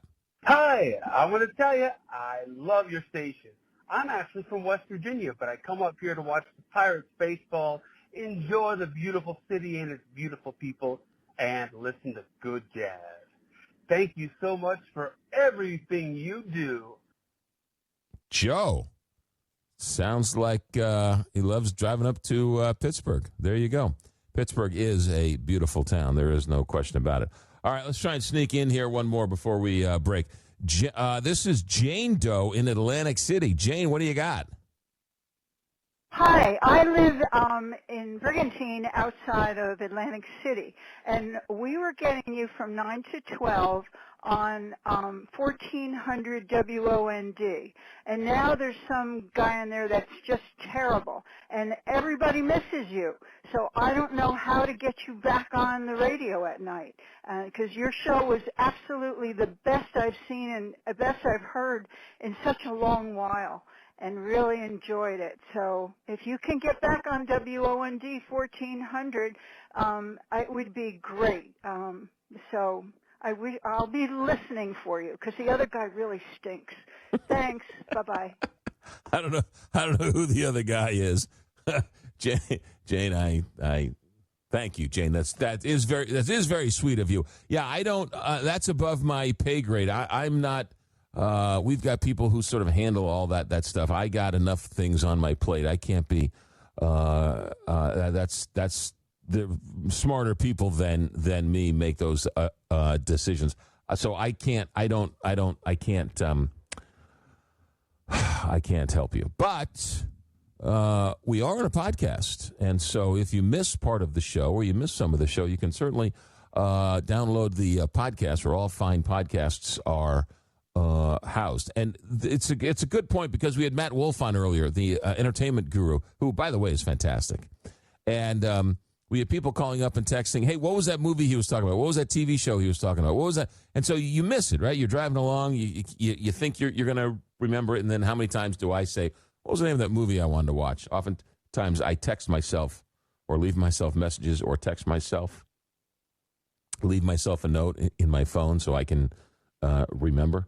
But if you forget and you want to go back and listen, the podcast is a great way to do it. So where all podcasts are found, just search for America at Night, and then subscribe, and then it'll get sent to your phone. And then Richard does a good job of sort of telling you who's on, and you can go back and listen to the Matt Wolfe interview or one of the other interviews from the podcast. So that's the whole idea. Plus Atlantic City, that's near my hometown, New Jersey, right? Well, I'm a Long Island boy, but we all got to stick together in this. 1-844-2-McGraw, 1-844-262-4729. Quick break. Back in a moment. America at Night. Want to know what's coming up on America at Night?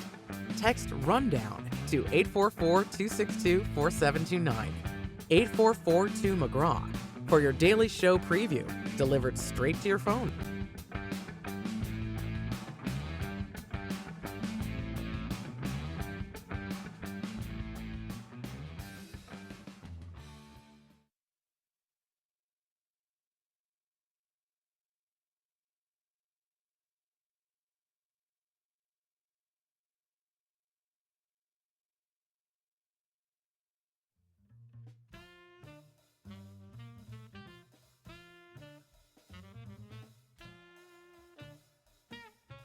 This is America at Night with McGraw Milhaven.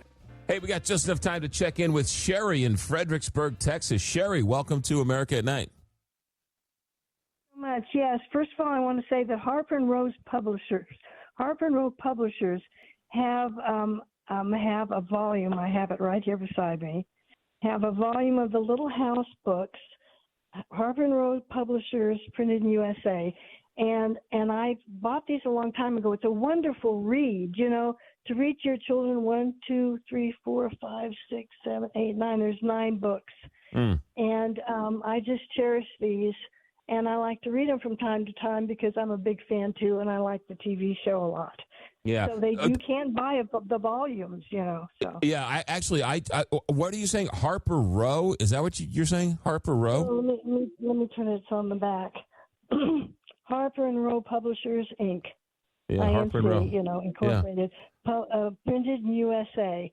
And it shows a little picture on the back, and then it shows all the characters and Pa and the girls and everything. Yeah.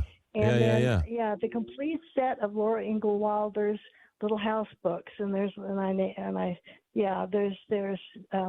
you are not the first one, Sherry, to tell me this. At least 3 or 4 people told me how much fun the books are today. Yeah. Okay. Yeah. No, I'm just saying you're right. Yeah, go ahead. I'm sorry. Go ahead. Finish up. Yeah, no. I just don't take up a lot of your time, but I don't know where you're. I've just been told you're somewhere. You broadcast somewhere from the middle of the country, but there is a huge storm coming tonight here in the Hill Country. So I've put up my barriers at the windows and everything. So for those who are in Fredericksburg, Texas, be prepared. You know, sometimes these things, I don't know if they overblow the severity or what. Yeah. Well, I'm kind of expecting the worst here. Well, southern Missouri got some places in southern Missouri got up to a foot of rain yesterday. They're talking more rain, so there are some serious storms coming through the Midwest. I would take heed, Sherry. Better to be safe than sorry, Sherry. Thanks for checking in. I appreciate it. Thank All right. you, sir. Good stuff, Sherry. Call back anytime. Sherry's good peeps. Hey, does anybody want to go to Duke's place? Anybody want to go to Duke's place? Baby, yeah. take me down to Duke's place. How about a little Duke Z-Birds? Wildest box in town is Duke's place. Love that piano sound in Duke's place. Saxes do their tricks in Duke's place. Fellas swing their chicks in Duke's place. Come on, get your kicks in Duke's place. Yeah, let's head down to Duke Z-Birds. Yeah. It's going old school, man. That's old school right there. A little Duke Z-Birds for you. All right. That's going to do it for us. And, a little ode to the man, Larry King, ladies and gentlemen. May God rest his soul. What a character and what a talent he was. And we get to sit here in his chair every single night and don't think it's not an honor of a lifetime. That's going to do it for us for the week. We're done. Thanks for calling, checking in. Don't forget the text line and the voicemail, 1-844-2-McGraw. Our executive director tonight is Tom Delac. Thanks, Tom, for filling in. Great job. Alex will be back on Monday. Our engineer tonight is Richard Good. He's good. I'm McGraw Milhaven, and this is America at Night on Westwood One.